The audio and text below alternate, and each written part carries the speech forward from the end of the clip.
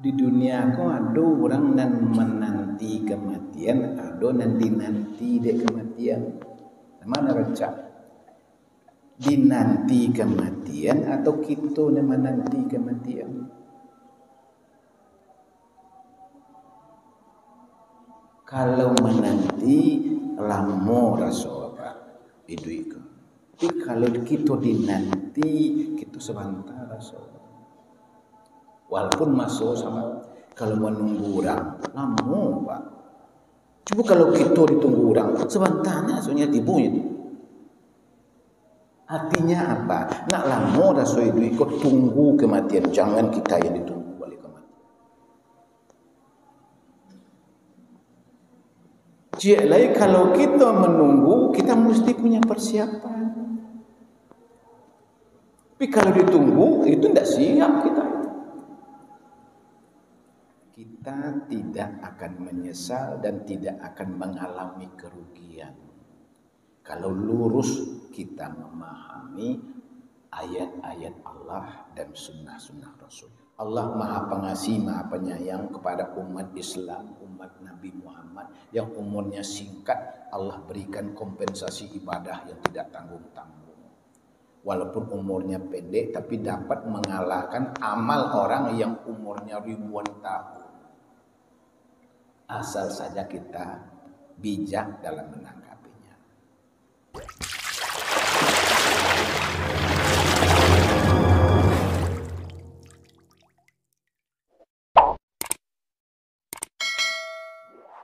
Alhamdulillah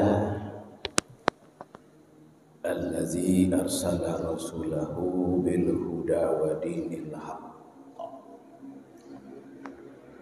liyuzhirahu 'ala ad-dini kullih walau karihal musyrikun. Asyhadu an la ilaha illallah wahdahu la syarikalah wa asyhadu anna sayyidana wa nabiyyana Muhammadan abduhu wa rasuluh. Allahumma fasalli wa sallim wa barik ala sayyidina Muhammad wa ala ali sayyidina Muhammad. Amma ba'du. A'udzu billahi as-sami'il 'alim minasy syaithanir rajim. Ya ayyuhallazina amanu la takhunullaha war rasul wa takhunu amanatikum wa antum ta'lamun. Wa'lamu annama amwalukum wa auladukum fitnah wa annallaha indahu ajrun azim. Sadaqallahu azim. Summa qala an-nabi sallallahu alaihi wasallam an Anas radhiyallahu an qala khataba Rasulullah sallallahu alaihi wasallam khutbatan ma sami'tu mislaha qattu faqala law ta'lamuna ma a'lamu ladahiktum qalila wala bakaitum katsira. Qala faghatta ashabu Rasulillahi sallallahu alaihi wasallam wujuhuhum walahum khanin. Muttafaqun alaih. Bapak-bapak dan ibu-ibu, saudaraku kaum muslimin hamba Allah, sidang jamaah subuh yang insya Allah diberkati oleh Allah.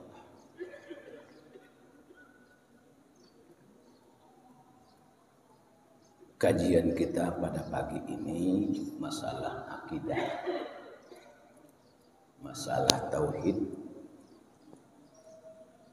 Pagi ini akan kita bicarakan tentang urutan rukun iman yang kelima, percaya kepada hari yang akhir.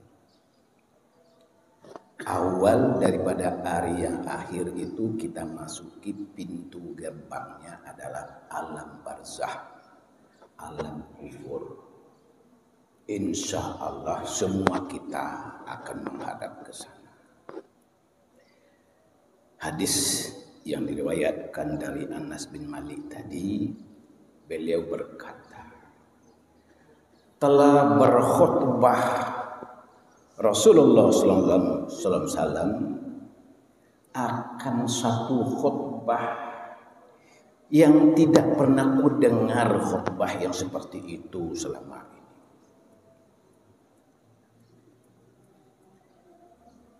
Kalau kalian mengetahui apa yang aku ketahui, sungguh kalian akan sedikit ketawa dan banyak menangis.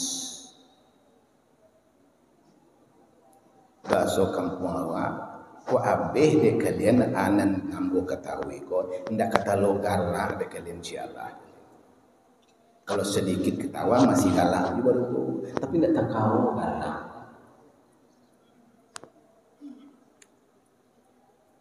Lalu ulasan Anas bin Malik, maka kami para sahabat ketika itu menutupi wajah-wajah kami dengan ujung-ujung jubah kami, ujung-ujung sorban kami. Kami menangis semua.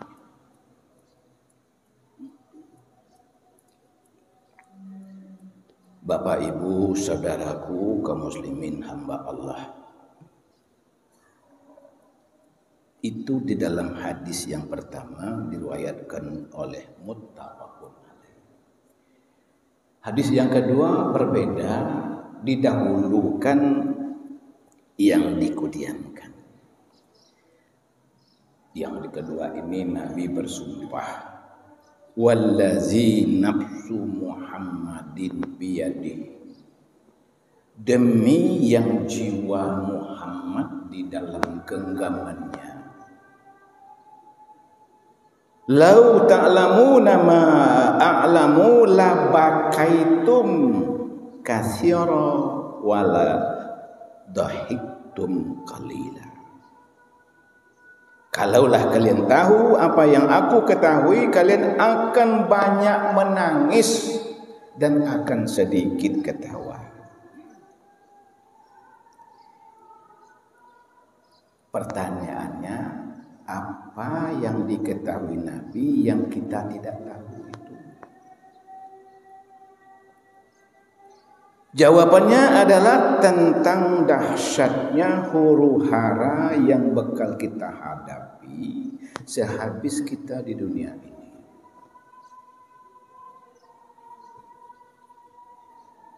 Mulai dari dahsyatnya sakratul maut, alam barzah, alam kubur, hari kiamat, hari berbangkit, padang mahsyar, hisab, mizan, terakhir titian siratal mustaqim. Yang selamat menuju surga, yang tidak selamat mampir di neraka. Itu semuanya tidak sedikit. Itu dahsyat. Hadis ini mengisyaratkan bahwa selaku seorang hamba Allah yang beriman, penting bahkan wajib untuk kita ketahui, kita pahami, kita mengerti dengan sungguh-sungguh hakikat hidup ini yang sesungguhnya apa.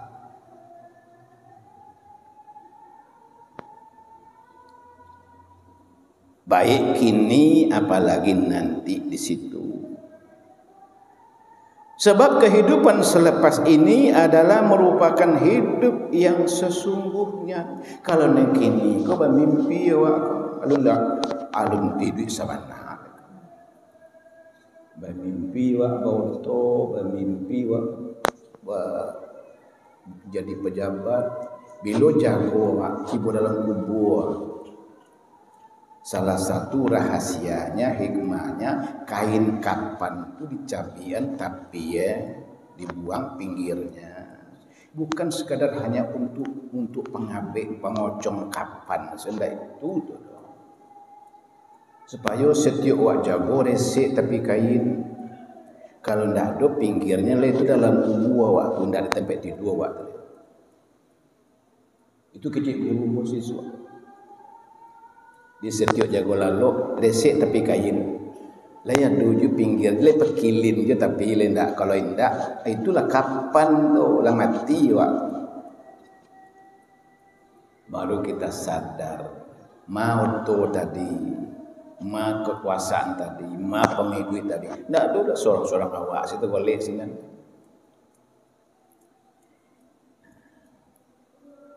Banyak ayat menyebutkan bahwa kehidupan dunia ini lahun wala ibun, senda gurau dan main-main.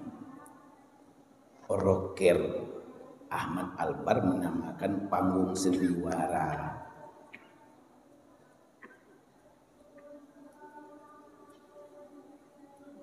Kita hidup di dunia ini tidak akan lama.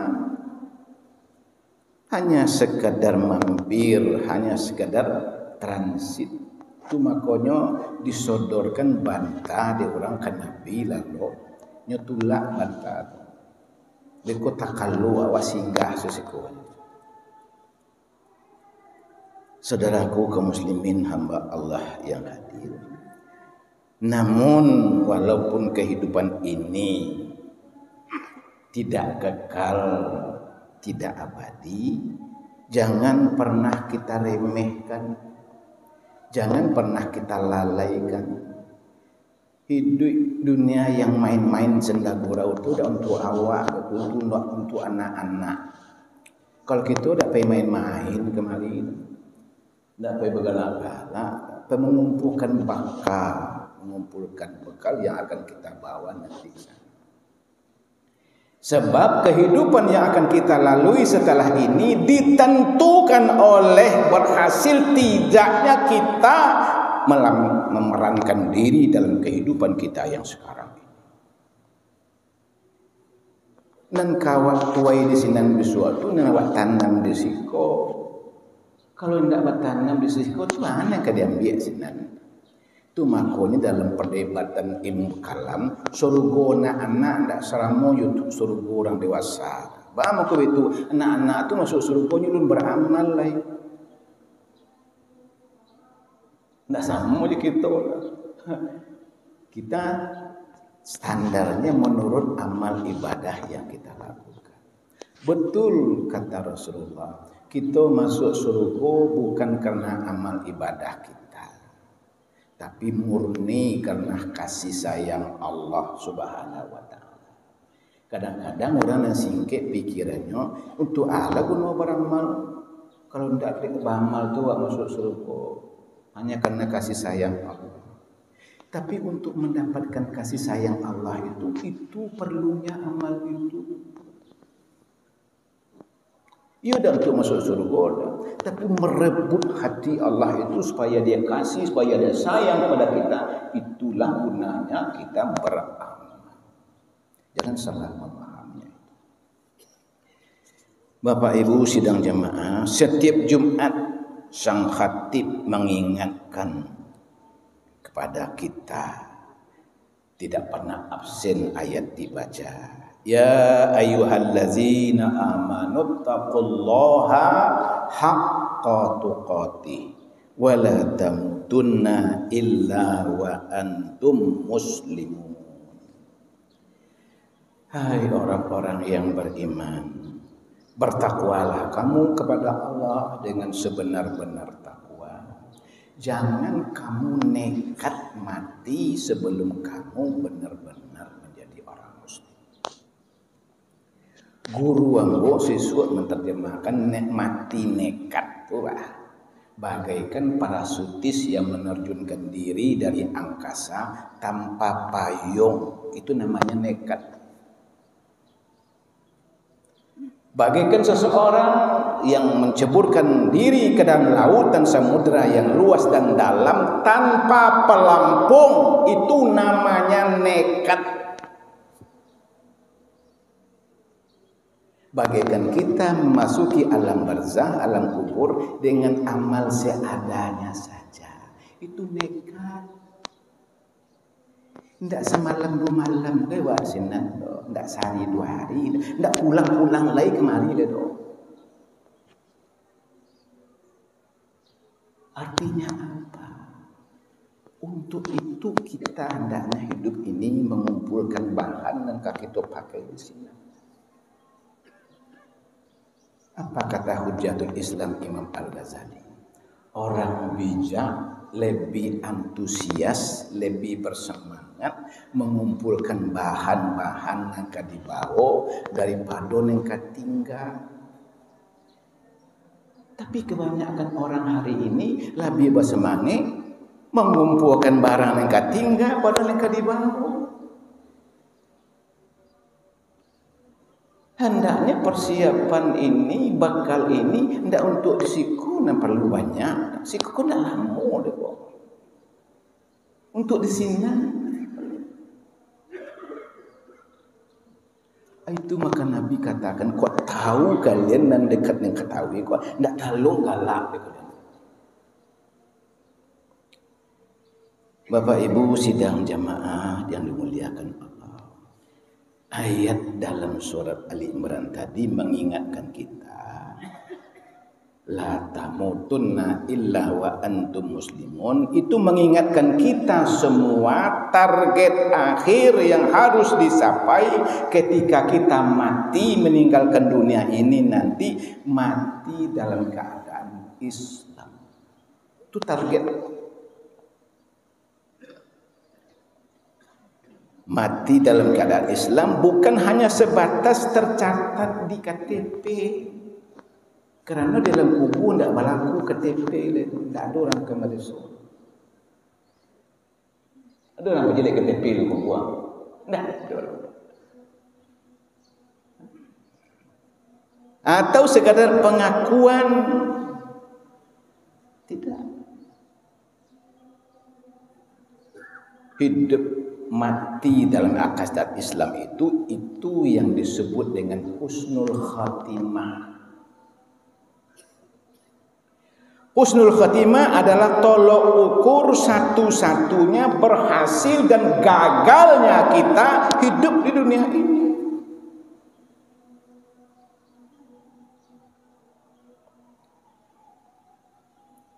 Memang banyak ukuran standar yang dibuat oleh orang. Ada yang meletakkan ukuran keberhasilan itu dengan berhasil mengumpulkan harta benda sebanyak-banyak. Betul juga. Ada yang meletakkan standar berhasil tidaknya itu kalau dia memegang kekuasaan. Kalau dia berjabatan. Tidak salah itu.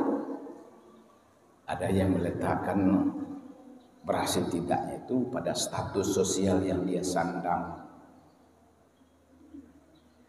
Namun apalah artinya semua capaian kita di dunia ini bila kita tidak dapat mengakhiri hidup kita dengan husnul khatimah.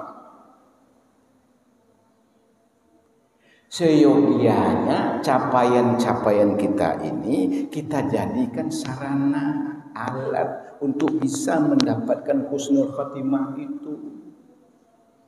Tapi malangnya kebalikannya yang terjadi. Justru oleh karena hartanya itu, pangkat jabatannya itu yang menghalanginya mendapatkan husnul khatimah ketika dia meninggal.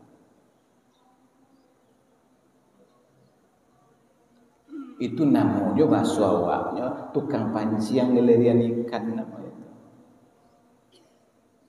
Andanya pangkat waktu membawa awak kepada husnul khatimah, harato waktu membawa husnul khatimah.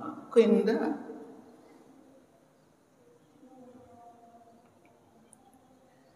Bapak Ibu sidang jemaah, lalu masalah selanjutnya apa? Apa yang bisa kita lakukan untuk mendapatkan husnul khatimah itu? Kita konsisten. Jangan angin-anginan beribadah musim-musiman. Tapi terus menerus amal dikehendaki Tuhan itu tidak banyak. Tapi terus menerus. Tak ada dalam Quran menjelaskan. Khalaqal hayata khalaqal mauta wal hayata liyabluwakum ayyukum ahsanu amala. Bukan aksarul amala. Dijadikan mati dan hidup kamu untuk menguji kamu mana di antara kamu yang baik amalannya, bukan yang banyak, enggak. Tapi yang baik. Bapak-bapak dan ibu-ibu sidang jamaah yang dimuliakan Allah.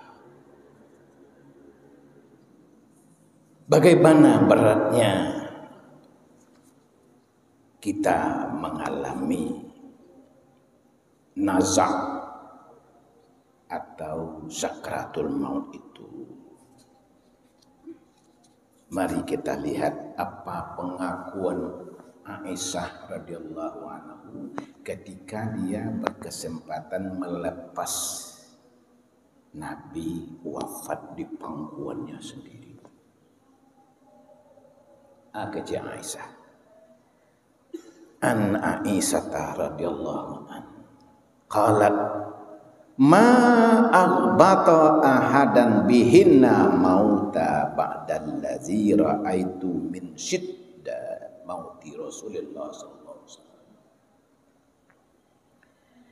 Aku tidak percaya rasa sakit saat ajal seseorang yang lain lebih ringan dirasakan daripada sakitnya kematian Rasulullah sallallahu alaihi wasallam.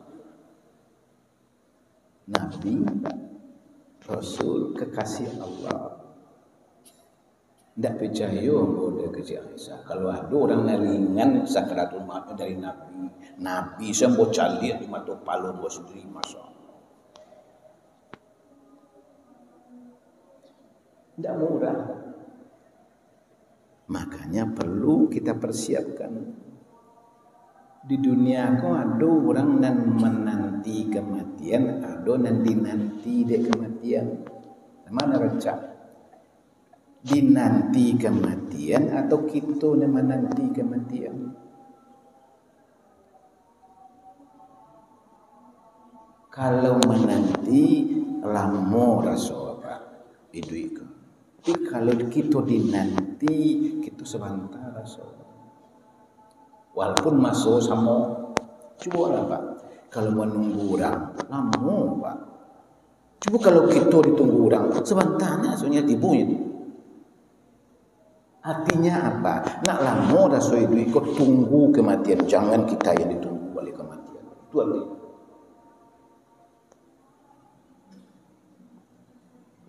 Jadi kalau kita menunggu, kita mesti punya persiapan.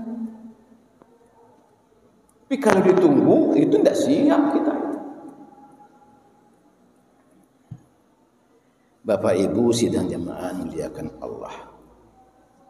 Pengakuan dari malaikat Israel sendiri bagaimana sakitnya mati itu. Malaikat maut itu kan jaga nyawa itu mengakui. Ya. Pengakuan malaikat maut ketika dia diperintahkan oleh Allah mencabut nyawanya sendiri. Di malaikat maut itu mati juga.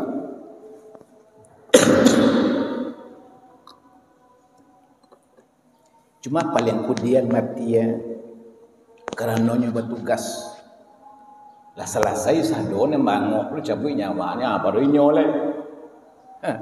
Jumlah malaikat tu malaikat maut dia mencabut nyawanya. Malaikat Jibril, Mikail, semua. Terakhir Allah perintahkan dia mencabut nyawanya sendiri. Apa pengakuannya kayak? Kalau logikanya kalau awak membuat untuk awak tentu balan buat lambui balunak-lunak bahasa sana. Supaya jangan sakit rasa. Enggak betul? Ya enggak? Demi kebesaran Engkau ya Allah. Ya. Seandainya aku tahu betapa sakitnya tekanan sakratul maut ini, niscaya aku tidak akan mau mencabut nyawa siapapun yang Engkau perintahkan. Untung lekudiannya tahu. Kalau dulunya tahu Pak, nggak mau ngerajuan surga. Dalam salah satu kuliah praktek ibadah dulu kami masuk kuliah, salah seorang dosen menggambarkan ketika order pembagian tugas para malaikat itu disampaikan Allah, semua malaikat pada menjawab dengan cepat spontan sami'na wa ata'na. Tapi kecek guru waktu tiba di giliran malaikat Israel ndak kunjungnya menjawab. Tidak tegas seperti malaikat sebelumnya. Aniang tidak mau menjawab. Lalu Allah perintah, lalu Allah katakan kepadanya, kenapa Anda diam? Rupanya malaikat ini santun juga Pak. Tugas saya ini cukup berat. Tabayang dia mau orang dan kamu ambil nyawa. Ini adalah bijak tabarehnya. Satu-satunya tulang punggung keluarganya. Ba'alah kasadiahnya keluarganya ditinggalnya. Sedangkan ini mesti mati. Tabayang dah itu udah sampai hati. Tabayang dulu dia mau orang yang selama madu kasih sayang besok pagi kan nikah. Kini ko abi jata barehe. Ba'alah kamar. Tentu aku ini akan dituduh oleh makhlukmu, makhluk yang paling kejam. Kalau itu masalahnya kepada Allah, mudah mengatasinya. Saya jadikan setiap sesuatu itu punya sebab. Kullu syai'in bisababin. Tiap-tiap sesuatu didahului oleh sebab, sehingga engkau terlindung dan aku pun juga terlindung. Itu makanya mati kita aku sebab Pak. Si anu mati gagal ginjal, si anu mati serangan jantung, si anu mati kecelakaan. Tak ada orang mengecek seorang lah juga ni, si anu mati dicakir malaikat. Ada tak? Tak ada. Tak ada kan? Dihilang dia dengan sebab ilatul qaribah itu menyebabkan hilangnya ilatul ba'idah. Itu dalam kajian. Dengan adanya sebab yang dekat, hilang sebab yang jauh. Dan sebenarnya menganyangkan awak makan tak nasi dah. Allah, nasi itu hanya sebab saja.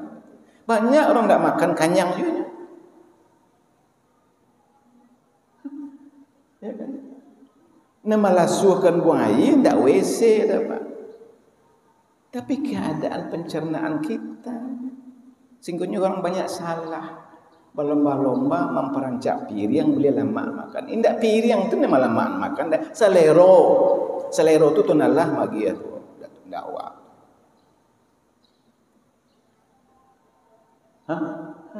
Lepas Pak. Ya. Ini malasuan buang air tak WC dah Pak. Bukan. Keadaan perut kita. Berjuntainya di batang di daun di batang kayu, di batang air mau tak malasuah saja. Tapi di kaku yang meh, benar awak mencongkong menyeringi juga. Sebab yang menentukan bukan itu. Dengan sebab yang dekat ini sering hilang yang jauh. Semua sebab itu kembali kepada Allah Subhanahu wa taala. Tak satu pun bisa berlaku tanpa izin Allah Subhanahu wa taala. Dia yang menghidup dan yang mematikan itu bukan yang lain-lain, tapi adalah Allah Subhanahu wa Ta'ala. Itu tauhid yang sesungguh-sungguh. Makanya bila Allah ingin melaparkan seseorang, tidak sehari gitu Tuhan. Untuk lapar kau tidak perlu makanan menentukan. Orang-orang mampu, orang-orang berkepunyaan, orang-orang kaya bisa dilaparkan Tuhan melalui seleronya dipatahkan oleh Tuhan. Kalau orang-orang bangsa memang tidak ada yang dimakan, tapi lapar sama, tidak ada beda. Begitu adilnya Allah Subhanahu wa Ta'ala. Orang mampu menuai pahala melalui kesyukurannya, orang-orang tidak mampu menuai pahala melalui kesabarannya. Nanti ditimbang antara syukur dan sabar itu.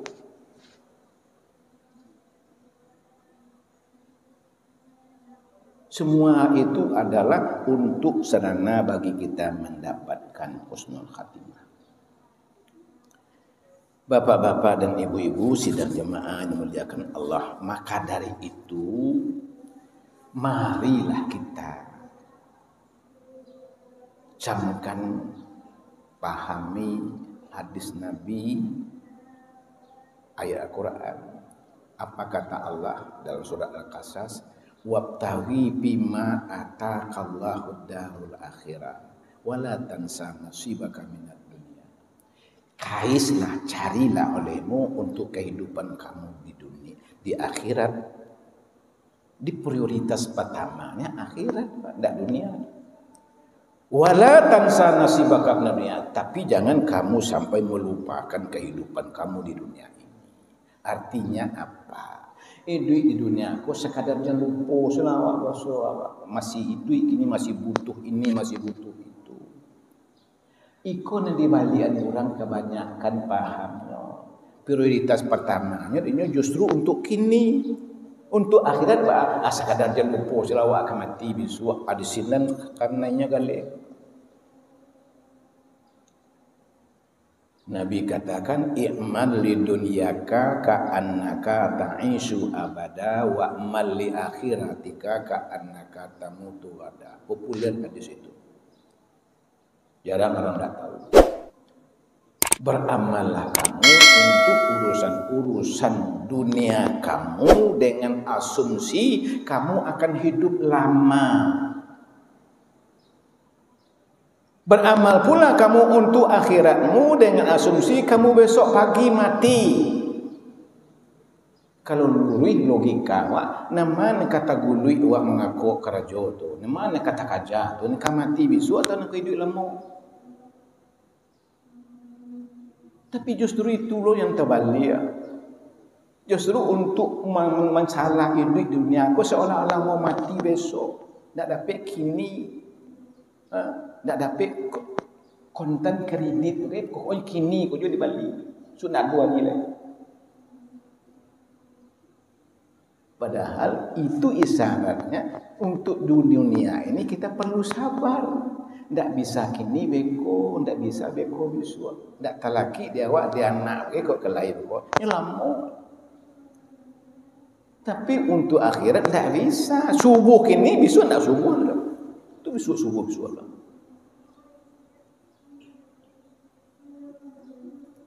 Jadi mana tak kajian, mana itu didahulukan. Bapak Ibu sidang jemaah, kalau ini kita camkan, kita amalkan, insya Allah kita tidak akan menyesal dan tidak akan mengalami kerugian. Kalau lurus kita memahami ayat-ayat Allah dan sunnah-sunnah Rasul. Itu barangkali yang bisa kami sampaikan pagi ini. Mudah-mudahan ada manfaat bagi kita. Setidak-tidaknya sebagai cambuk cemeti untuk kita lebih hati-hati lagi, lebih jelimet lagi, lebih hemat lagi memakai waktu yang singkat ini untuk dapat menuai pahala yang sebanyak-banyaknya. Allah Maha Pengasih, Maha Penyayang kepada umat Islam, umat umat Nabi Muhammad yang umurnya singkat, Allah berikan kompensasi ibadah yang tidak tanggung-tanggung. Walaupun umurnya pendek tapi dapat mengalahkan amal orang yang umurnya ribuan tahun. Asal saja kita bijak dalam menanggapinya. Ini saja barangkali yang harus kami katakan.